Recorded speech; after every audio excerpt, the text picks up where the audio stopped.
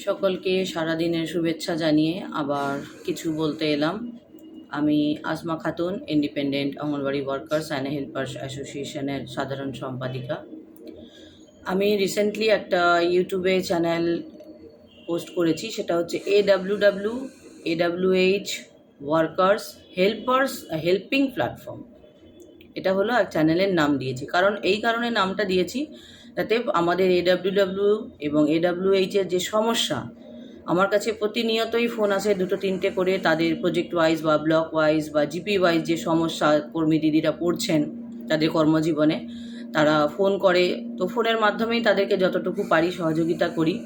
আমার মনে হয়েছে এরকম একটা যদি চ্যানেল করি এবং সেখানে যদি আপনারা কমেন্টস করে জানান যে আপনাদের কার কী সমস্যা, তাহলে আমি সেইগুলোকে নিয়ে একটা ছোট ছোট ভিডিও করে আপনাদেরকে পোস্ট করতে পারি।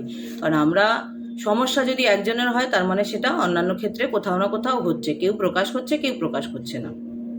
যাই হোক, আমি সবাইকেই বলবো যে AWW এবং AWH ওয়ার্কার্স হেল্পিং প্ল্যাটফর্ম যেটা, সেটাকে একটুখানি নোটিফিকেশনটাকে অন করে রাখবেন। সেই যদি ভিডিও চ্যানেলের আপনার সামনে যায়, আপনি যদি কোনো মারফত থেকে পান, তাহলে কি হবে, আগামী দিনে নোটিফিকেশনগুলো পেয়ে যাবেন যে কোনো ভিডিও আপলোড করলে সেগুলো। আচ্ছা, এবার আসি মেন কথা, যে কারণে আজকে ভিডিওটা করছি আমি। গতকাল রাতে আমার কাছে একটা খবর আসে এবং আমাদের একটা পোস্ট পাই আমি, সেটা হচ্ছে আমাদের সেন্ট্রাল গভর্নমেন্ট থেকে অর্ডারটা দেওয়া হয়েছে। আমরা ICDS ওয়ার্কার সর্বক্ষেত্রে সেই কাঁঠালি কলার মতো হয়ে গেছি, যে যেখানে পারে আমাদেরকে ধরে টানাটানি করে কাজগুলো করিয়ে নেয়। আমরা সরকারি কর্মচারী নই, কিন্তু কাজের ক্ষেত্রে আমাদেরকে সরকারি কর্মচারীর মতো ব্যবহার করা হয়।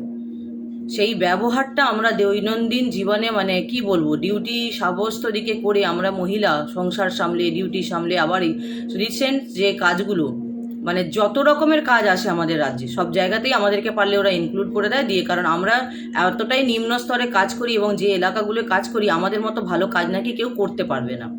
ঠিকই কথা, দীর্ঘদিন ধরে আমাদেরকে দিয়ে বিএলওর কাজগুলো করিয়ে আসছে, পোলিওর কাজ করিয়ে আসছে, যে কোনো সার্ভে, যে কোনো কাজ এলেই আগে আমাদেরকে ধরে, ইলেকশনের কাজ আসছে তো করেই যাচ্ছি আমরা, যে কোনো রকম জনসংখ্যা গণনা থেকে নিয়ে সব কিছুতে আমাদেরকে ধরে টানে। তো এই বিএলওর কাজ করতে গিয়ে দেখেছি আমরা যে আমাদের যে সমস্যা, মানে আমাদেরকে যেভাবে খাটানো হচ্ছে, বা আমাদের যে দিদিগুলো একজন মারা গেলেন, এটা নিয়ে আমরা অনেক চিন্তিত ছিলাম। এই বিষয়টা অনেক আগে থেকে আমাদের মাথায় ছিল যে এরকমভাবে যদি আমাদের ব্যবহার করা হয় সর্বক্ষেত্রে, তাহলে আমরা কি করব, আমরা কার কাছে যাব। তো সেই অভিযোগ আমরা কোনো একটা মাধ্যমে জানানো হয়েছিল কেন্দ্র সরকারের কাছে, ECI এর কাছে, ইলেকশন অফিসের কাছে। যে ইলেকশন অফিস যে অর্ডারটা দিয়েছে যে সরকারি কর্মচারী ছাড়া তাদেরকে কাজে ইউজ করা যাবে না এই ইলেকশনের SIR এর কাজে, কিন্তু সেটাকে আমাদের রাজ্য সরকার মান্যতা দেয়নি। যেখানে যেখানে সরকারি কর্মচারী পায়নি, সেখানে ICDS ওয়ার্কারকে নিযুক্ত করা হয়েছে, এবং সেটা অনেক কর্মচারীদেরকে জোর করে, ICDS ওয়ার্কারদের জোর করে করানো হয়েছে। কারুর শারীরিক অসুস্থতা, কেউ মানে পারবে না, তারা অ্যাপ্লিকেশন দিয়েছে যে আমি কাজটা করতে পারবো না, আপনি আমার জায়গায় অন্য কাউকে নিন, কিন্তু তারা সেই জিনিসটা শোনেনি ECI আমাদের রাজ্যের ক্ষেত্রে। তো যাই হোক, সেই নিয়ে আমরা বিশাল সমস্যায় ছিলাম। তো সেই মাধ্যমে আমরা কালকে জানতে পেরেছি, বিশেষ করে আমাদের বর্ধমানে যে নমিতা হাঁসদা দিদি মারা গেলেন রিসেন্ট, সেটার পরে আবার একটা চিঠি করা হয়, মেল করা হয় দপ্তরকে, যে এইভাবে যদি ICDS ওয়ার্কার যে প্রাণহানি হলো, তার পরিবারের যে ক্ষতি হলো, তার ক্ষতিটা কে পূরণ করবে। কারণ একটা পরিবারের মানুষকে হারানো টাকা দিয়ে তার মূল্য দেওয়া যায় না। কোনো সরকারি কর্মচারী মরুক আর একজন ICDS ওয়ার্কারই মারা যাক, যার ফ্যামিলির ক্ষতি হলো, ICDS ওয়ার্কার সরকারি কর্মচারী নয়, তাই সরকারি বেনিফিটগুলো সে পাবে না, মেডিক্লেম থেকে নিয়ে তার ইন্স্যুরেন্স থেকে কিছু পাবে না সে, কিন্তু একজন সরকারি কর্মচারী পাবে। যদিও পায় কোনো ফ্যামিলি কম্পেনসেশন, কিন্তু সেই ফ্যামিলির মেম্বারটাকে তো তারা ফিরে পাবে না। আর আমার কথা হলো সেইখানে। তো সেই কারণেই আমরা আবার আরেকটা মেল করা হয়েছিল, যেখানে করা দরকার সেখানেই।